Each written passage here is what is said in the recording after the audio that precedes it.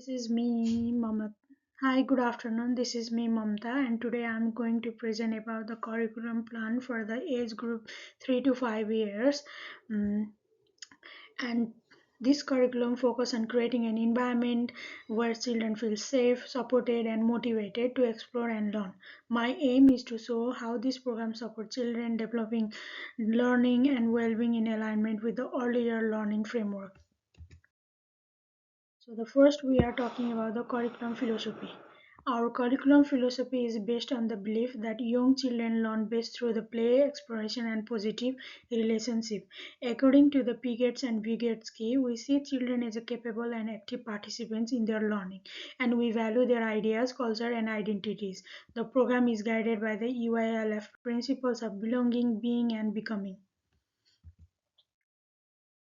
So the next we are talking about the developmental characteristic and their link with the earlier learning frameworks. The children age 3 to 5 experience the rapid growth in many areas. They are developing strong motor skills and independence, learning to build friendships, and beginning to understand and manage their emotions. Cognitively, they are curious, ask many questions, and enjoy solve problems. They also develop stronger language and communication skill at this age. Even my daughter is 5 years old, and when I started teaching her, she has a lots of questions. Why this is happening? What is happening? Why it need to be like this? This type of many, the vast questions she used to ask me. So they do ask because their communication is well developed, and each of these developmental milestone is supported through the UILF outcomes, which ensure the children build identity, connect with others, explore learning actively, and stay healthy and confident. So after planning these all the curriculum activities, there should be a certain aim and goals of these activities. So according to the Campbell Bar, these curriculum activities helps to foster independence and self-regulations, encourage language and communication skill, support emotional intelligence and empathy, strengthen numeracy and literacy through the play, and promote respect, inclusion, and sustain. So the next is the weekly program which I have created for the age group 3 to 5 years. So we have our weekly program provide a balanced and the rich learning experience, and we have focused on the different areas on the different days. So on Monday, children engage in language and social activities like storytelling, puppet play, and the outdoor group games to promote the communication and friendships. On Tuesday, focus on sensory and nature experience such as sensory traits, music and movement, and outdoor exploration, which support creativity and the physical development. On Wednesday, the dramatic play and the literary are encouraged through all role play, cafe, block building, and share reading to build imagination and early literacy. So similarly, on Thursday, centers on emotional well-being through art, mindful jar, and role play to help children identify and manage feelings. On Friday, we focus on science and cooking activities like simple experiment and making fruit salad and make cooking together, which promotes teamwork, numeracy, science understanding, and healthy habits. So the previous which we have designed the weekly activities for the children so are all connected to the earlier learning outcomes frameworks outcomes. So the each experience in the program is carefully connected to the UILF learning outcomes. The children develops a strong sense of identity, learn how to care for others and the environment, manage their emotions, and grow physically. They also develop curiosity, confidence, and creativity, and while learning through the play.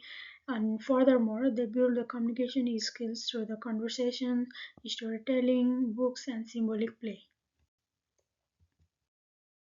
So not only the program and the curriculum activity is important for the children's, but the environment and the learning environment is very plays a very essential role in the children's learning.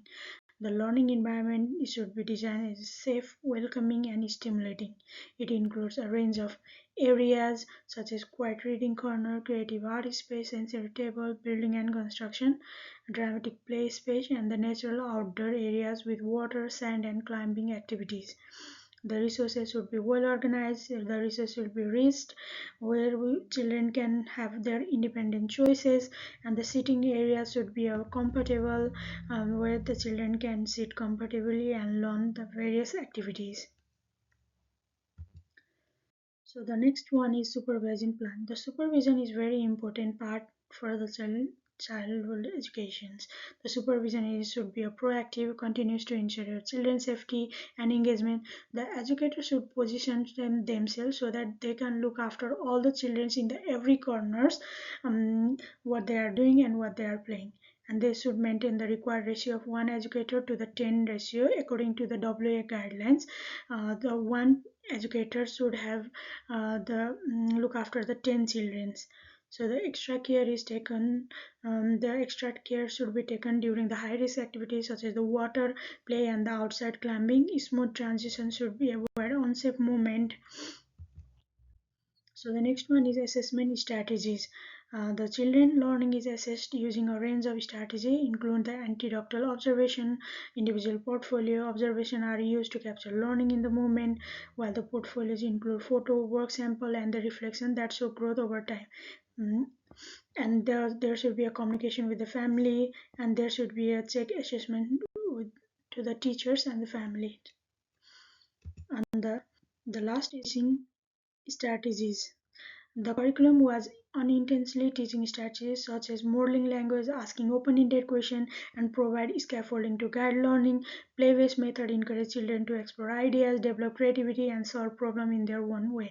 There should be always a two-way communication so that we can share the ideas and we can also hear their creativity and the curious and the questions.